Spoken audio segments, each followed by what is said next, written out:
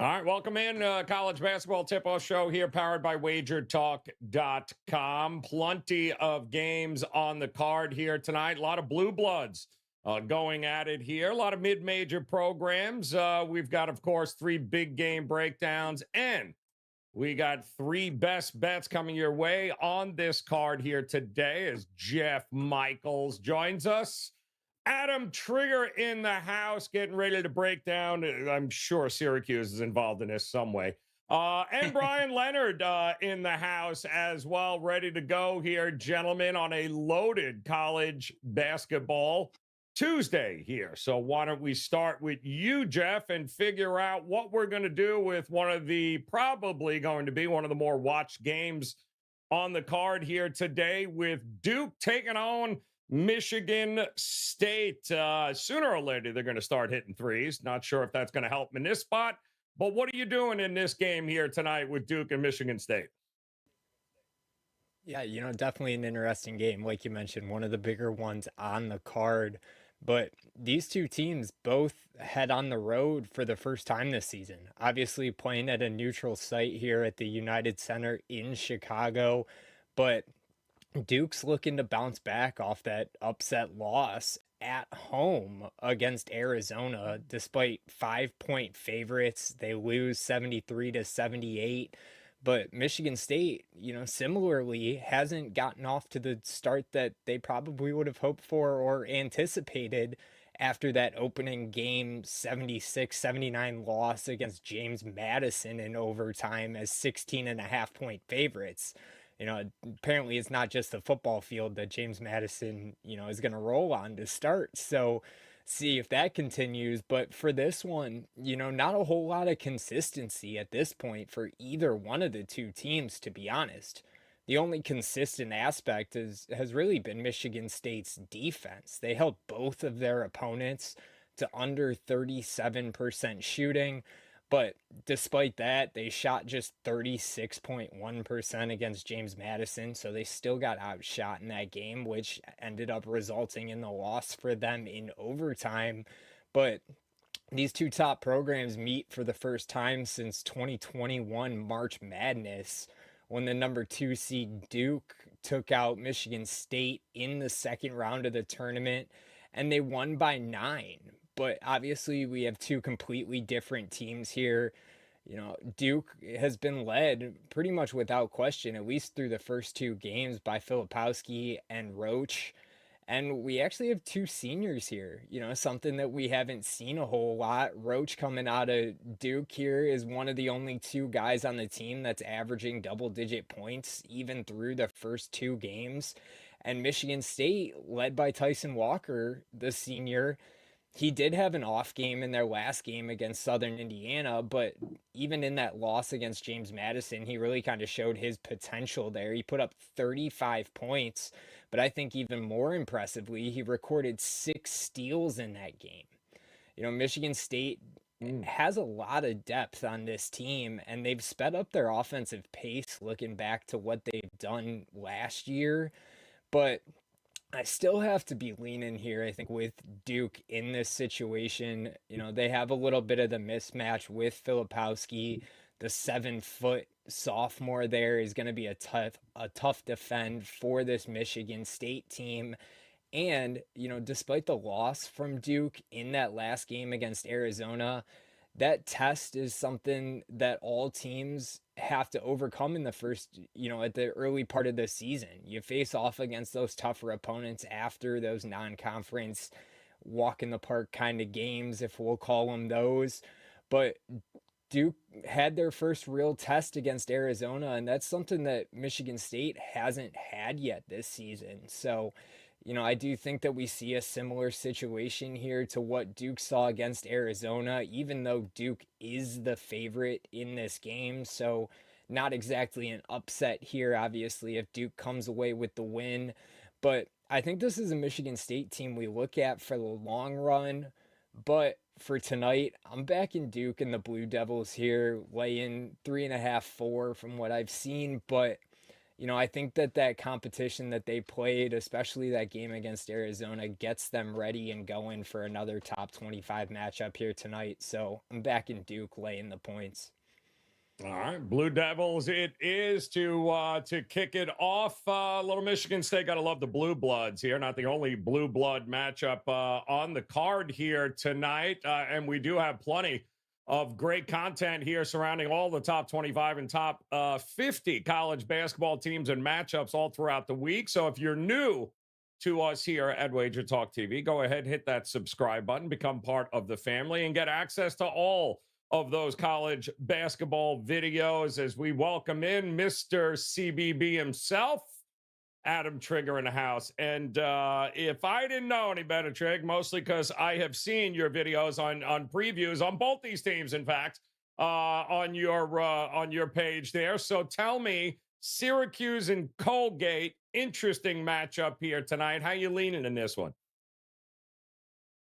Yeah, Joe. I mean, this is the battle for Central New York right here. So these two teams are both about 30 minutes from where I live, and of course I was going to come on and talk about this game.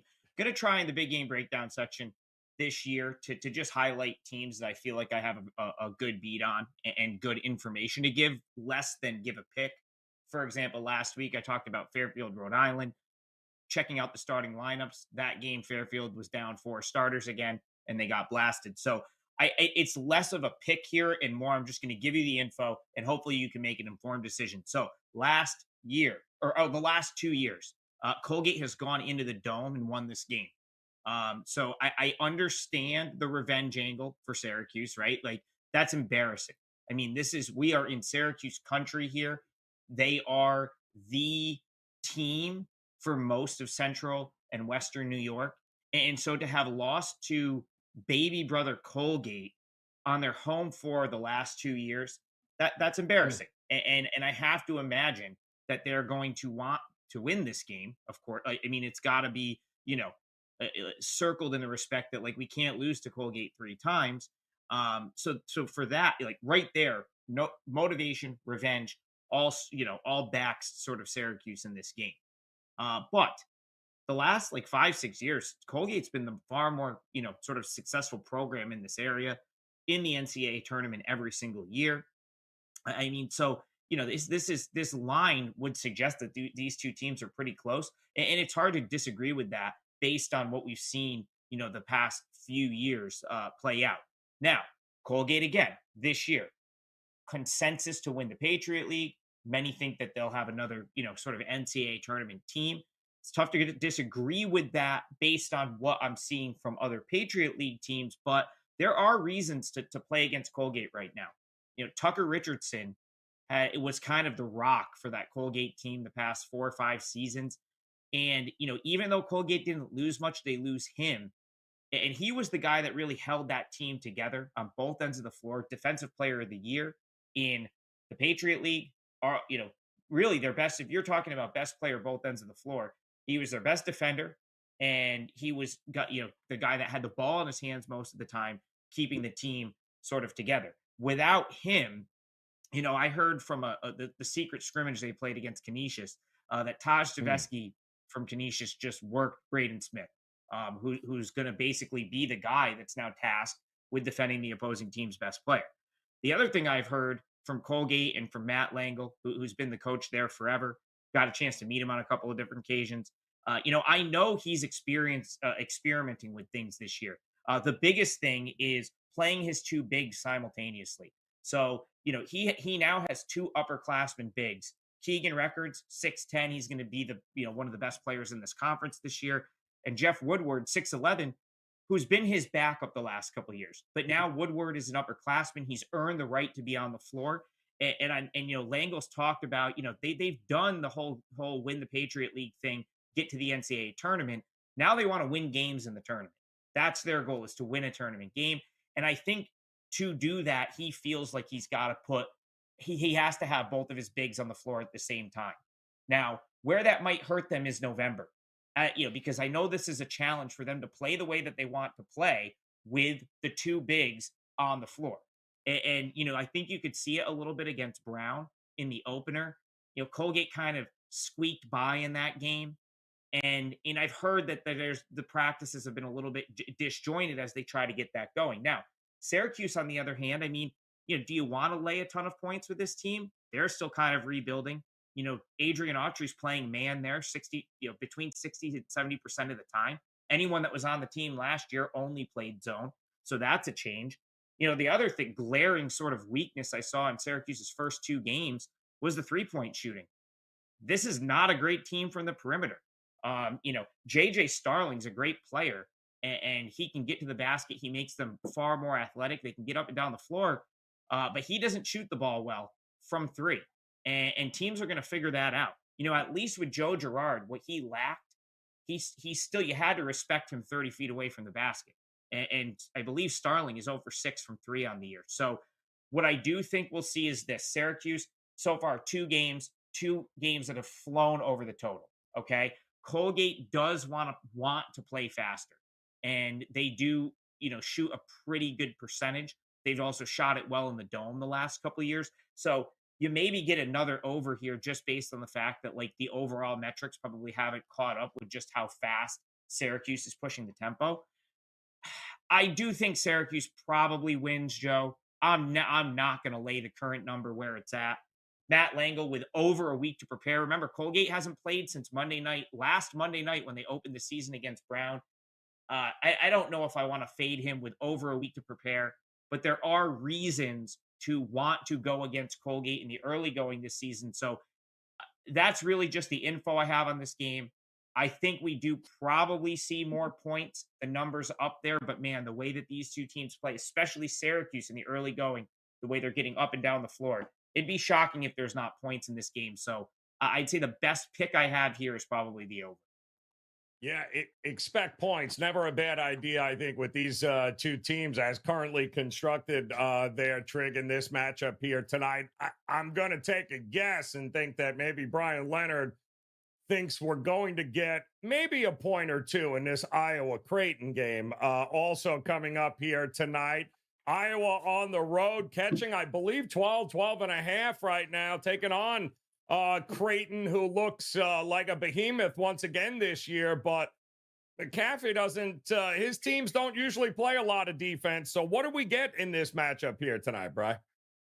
I'm glad you had me go third out of the grouping today because it sets up exactly what I'd like to talk about before I get to this game. And that is during the football season on a given Saturday, you've got about 65 games. College basketball, some days you've got twice as many games in one day. So when we talk college football, we are trying to hit on the bigger games as the weeks go on. Jeff went out of his way to talk about probably the biggest game on the board today, and that's that Duke-Michigan State game. And then Trig came out and he gave out a game that not a lot of people, unless you're in central New York, really care about that game. What we're trying to do is give you winners, give you something that we think has an advantage. College basketball, there's so many more games in a given day than there is in football. So for those who want the big profile games, you'll get that during football. But with so many games on the board, and just about everybody I know who bets college basketball for a living, including Trig, who's been very good, he plays a lot of smaller conferences, smaller teams. That's where the value is. And we are in this business to make money for our clients and the people that are watching. So as much as we'd like to give out the big games all the time, sometimes there's just not that advantages in it. So keep that in mind here. If you're going to complain that we're talking about teams that you don't know, well, it's because we're trying to educate you and give you a better chance to make money on these teams. Okay, my rant is over. Now I can go back and talk about the game I was going to talk about, and that's Iowa and Creighton. Needless to say, this is a big step-up game for the Hawkeyes. They were favored by 20.5 and 31.5 in their first two games this year. They don't have the same experience as they did the last few teams, but they are very good in the backcourt. And really, that's what you want when you're looking for a double-digit underdog in college basketball, a good backcourt to control the game a little bit. The front court's much deeper this year, which will help in the physical Big Ten, but the backcourt is deep and talented, and this team can score. Unfortunately, very much like last year, the opposition collided up on the scoreboard as well. And we think Iowa's going to be involved once again in a lot of high-scoring games, as you mentioned in the lead-in on this, Joe. Creighton's put up in the first 2 games of the season, Creighton's put up 105 and 89 points in his first 2 games. They should be able to keep that offense flowing here. This has been a very good defensive team the last 2 seasons. Now with Ryan Kalkbrenner returning, we could see more of the same. Excellent defensive big man. In fact, they've got 2 guys at the rim that can stop the offense from the other team. So in the set offense, I think Creighton's going to be very good defensively. This team has one of the best starting 5s in college basketball, but the depth right now is the question. But make no mistake, like past Creighton teams, this club will be able to shoot. This game opened Creighton 9. It's currently up to 12 and a half. So I think most of the value on the side is out of this game for the favorite. But the total opened low, really low in my opinion, and it's gone up to 163 and a half. I still think that's too low. This Iowa team doesn't play any defense, and they got good guard play. They'll be running the entire game, try to get down the court before the big men from Creighton do. I think this game goes over the total. I did like Creighton at 9, 12 and a half, can't give it out. So let's play this game over the total of 163 and a half. All right, going up and over the total for this one here. Again, late night game here on the slate, so plenty of opportunities, guys, to get yourself all situated and visit all 3 of these guys at WagerTalk.com. Best bets are up and available, and I'll take it one step further before we get to their best bets on the show. Tomorrow will be November I believe the 15th here, which of course will be Customer Appreciation Day here at WagerTalk.com. And we're talking about $5 packages available tomorrow for all of the Wager Talk handicappers, including the 3 on this show here today. So make some plans. Join us again tomorrow here at WagerTalk.com and get ready for those $5 customer appreciation packages. You got to love that. Loaded slate all week long, including tonight. And we got a best bet coming your way from all 3. And we're going to kick it back to Jeff Michaels, who is going to talk about Georgia Tech and UMass Lowell, who has proven to be quite an annoyance to the teams that they played there. So what do you think here with Georgia Tech and UMass? How are you looking at this one, Jeff? And tell the folks what you got going on tonight. Yeah, it must be something in the air today because we're all looking for a lot of points in these games. And my best bet, I'm going right back to it and seeing how many points we can get here. But you know what? I believe it actually may have been one of these 2 guys that I'm sharing the panel with today. I don't recall, but last week, somebody made mention that, offense between these teams early in the season is easier basically to click than the defensive units. You got to move together as one unit on the defensive side of the ball, whereas offensively, it can be a one-man game theoretically, and these new guys that are coming in that may not know the system quite as well or may not be playing quite as high levels of competition can get to the hoop and can score the ball. Now, UMass Lowell here has had one of the best defensive teams that we've seen so far this year, but putting that into perspective, they've played Revere, a Division III school, and they've played Dartmouth. So something to be said about the competition that they've played, obviously, with those defensive numbers.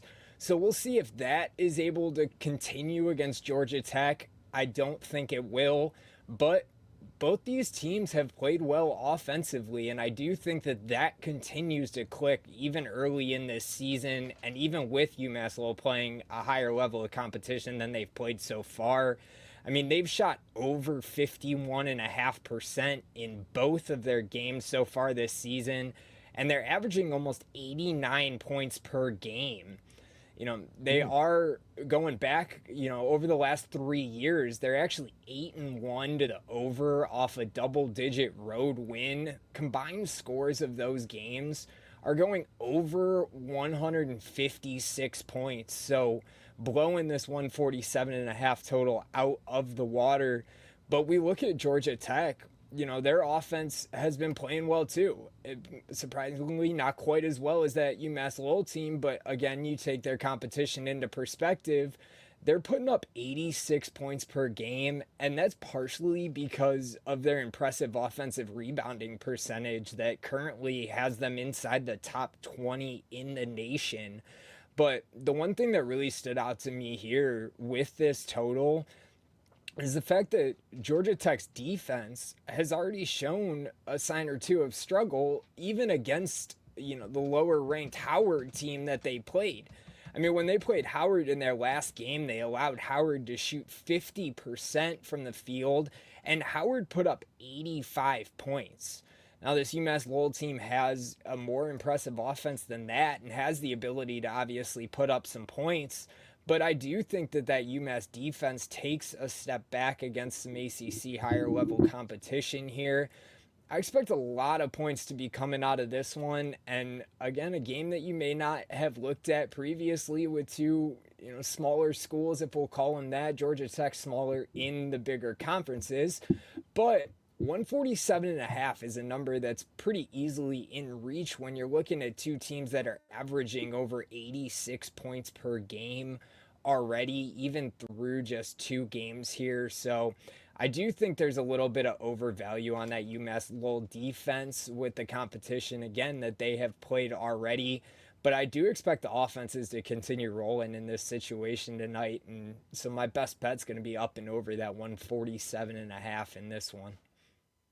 Boom, over. Expecting some offense, little exposure to those great defensive numbers tonight. So opportunity presenting itself there with some of these numbers on the board. Georgia Tech, UMass Lowell, for instance.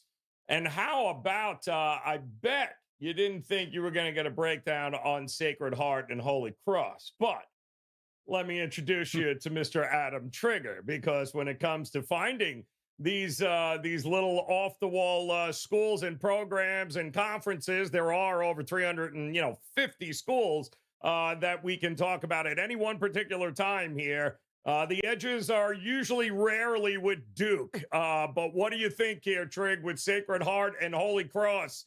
How are you looking at this one here tonight? Well, first, because I have nothing to promote, I'm going to quickly just, Bryan made a great point, and that's really, when I focus on teams like this, it's because these conferences are where I live. And that's honestly, the best thing you can do as a college basketball handicapper is make it smaller, right? Don't try to figure out 360 teams. You'll never do it, and you'll probably end up losing. But if you can figure out 40 or 50, which you would never do in any other sport, right, Joe? How many NFL teams are there? 32? Every other pro league is 32, and it's hard to figure out 32 teams. So why are you trying to figure out 360 college basketball teams? Make it easier on yourself. And honestly, it's easiest to focus on local stuff. Where you live is a great place to start. And yes, the smaller conferences typically have the bigger edges because your average bookmaker is not nearly as brushed up on Sacred Heart or Holy Cross as they are on Duke and Michigan. Now, I'll get into my breakdown because I really do like this game. This I do have a play in. I'm going to have my own little client appreciation day today, Joe, because this is my best bet, and I'm just going to give it out for free. It is Sacred Heart. I put this out earlier when it was +1. It looks like it flipped. I strongly suggest playing the money line and just laying the -120. I don't like to lay 1.5. But here's the thing.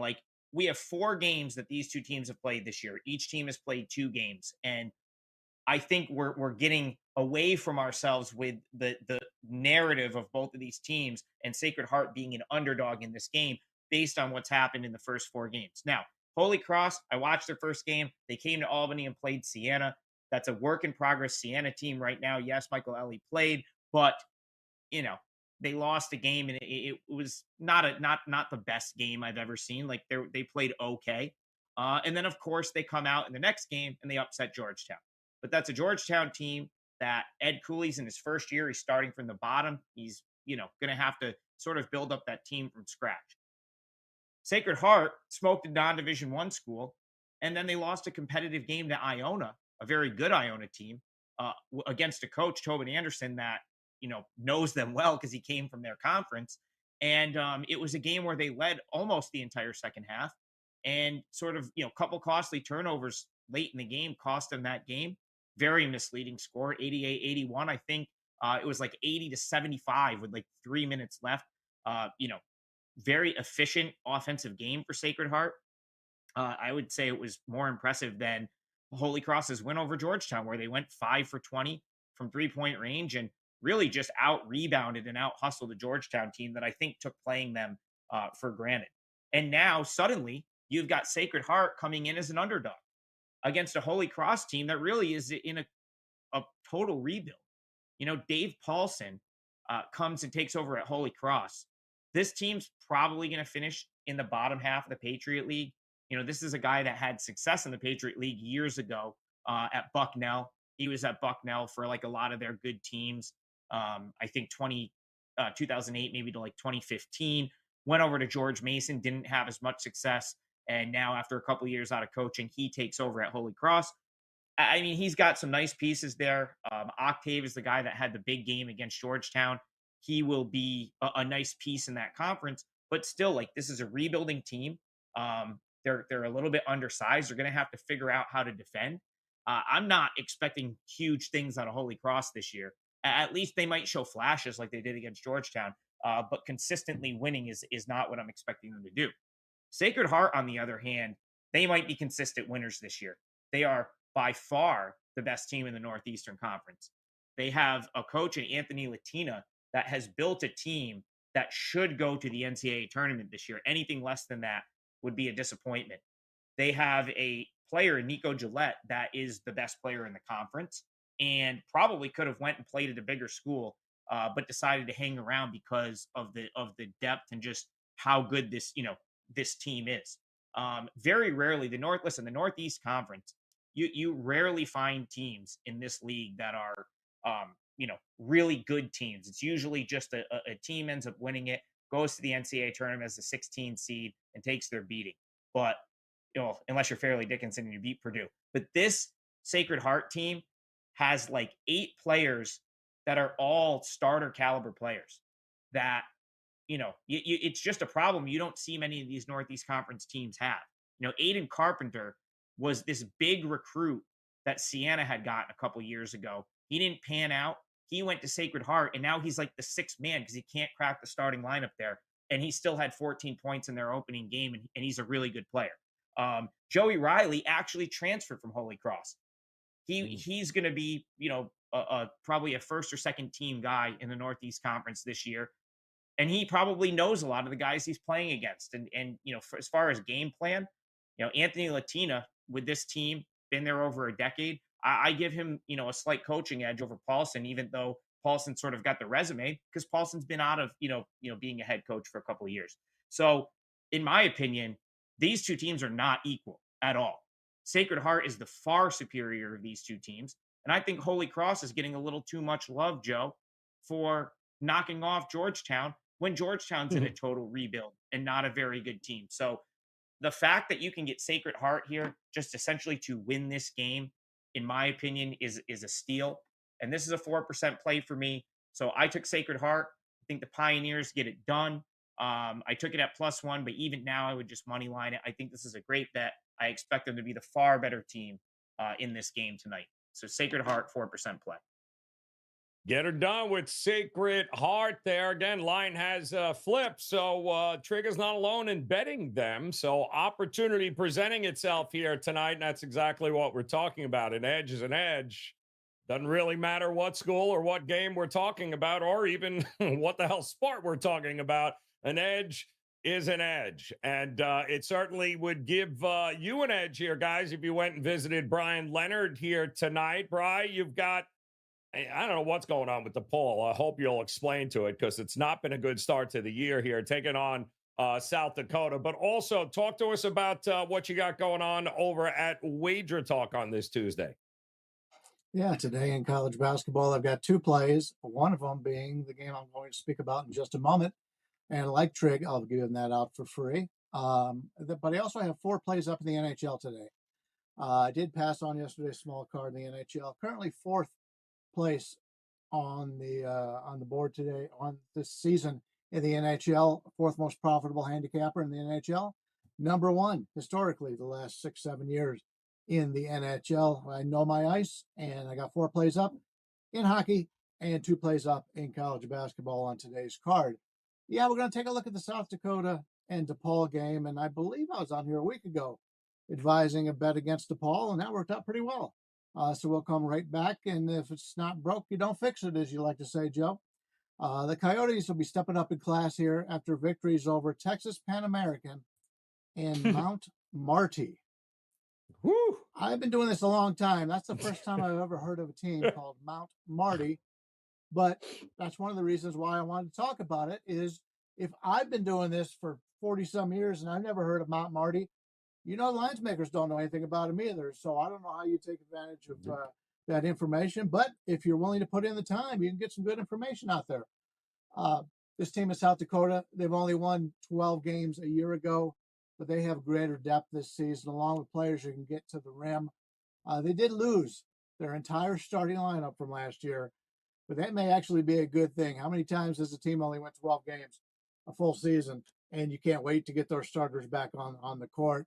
Last year, this team relied on a set offense. This season, the team has better athletes and can run the court. That's what the coach wants to do. This is a team more like what he tried to do in his first season in South Dakota. He just didn't have the personnel last year. They were horrendous defensively last year, ranking 338th in the country. That was a result of poor athleticism and lack of height. That won't be the case this season. They're bigger and more physical. I think this is a team, because of what they did last year, we can make some money on. They're already 2-0 on the season after winning just 12 games last year. And as I mentioned, we've already profited this season, fading the Blue Demons. They're 0-2 straight up and against the spread to start the year, including losing outright as a double-digit favorite. After a 10-win season a year ago, we can't see much improvement out of this DePaul squad. In 18 seasons, they've been in the Big East. DePaul has just one winning conference season. They finished last 11 times. You know about DePaul because they play in the Big East. You don't know anything about the team they're playing today. And money has come in on the dog. I talk about that all the time. The market tells you where the smart money is. And if you've got a well-known team in the Blue Demons, although they're well-known for us older guys, because as I mentioned, they haven't been very good the last 10 years, but still, that's a team that's had success on the court in the past, and money's coming in on a team out of the Big Sky, the Big West, the WAC, one of these smaller conferences. Those are teams I'm looking to bet on. So that's something we're going to do here. The Blue Demons were a bad rebounding team a year ago, and the front court is inexperienced and lacks depth this season. While the team wants to run, that's not a positive when you don't have the better talent on a day-to-day basis. The Blue Devils are a guard-oriented team that likes to run, and they're playing against a South Dakota team who has better athletes, taller athletes, and likes to run. I expect this to be an outright win for South Dakota, but we'll take the generous points. We'll take South Dakota here to once again take advantage of this DePaul team that's overrated. Oh, well, there you go here, guys. You got 3 big game breakdowns. You've got 3 best bets. You've got more best bets available right now. Brian Leonard told you he's got 4 in the ice, couple in college hoops. Jeff Michaels also locked and loaded here tonight. And Trig gave out one of his plays. And don't forget, of course, tomorrow, Wednesday, November the 15th, will be Customer Appreciation Day. So the opportunity to jump on board, partner up with one of these guys, or hell, all of these guys. $5 packages available all day tomorrow. And if you happen to have a question about any of the big games coming up this week, any of the ones they talked about, or anything else on the card, go ahead, drop them in the comment section. These guys will get back to you with those answers. And we are off and running here, week 2 of the college basketball season. We'll be back again tomorrow. But if it is top 25, top 50 matchups you're looking for, nobody's got more content on those games than we do daily. Just go ahead and click on that video on your screen right now. You'll get access to all of those top 50 matchups coming up in college hoops. Best of luck with all your plays tonight. We'll be back again tomorrow in the College Basketball Tip-Off Show. Until then, good luck. We'll see you then.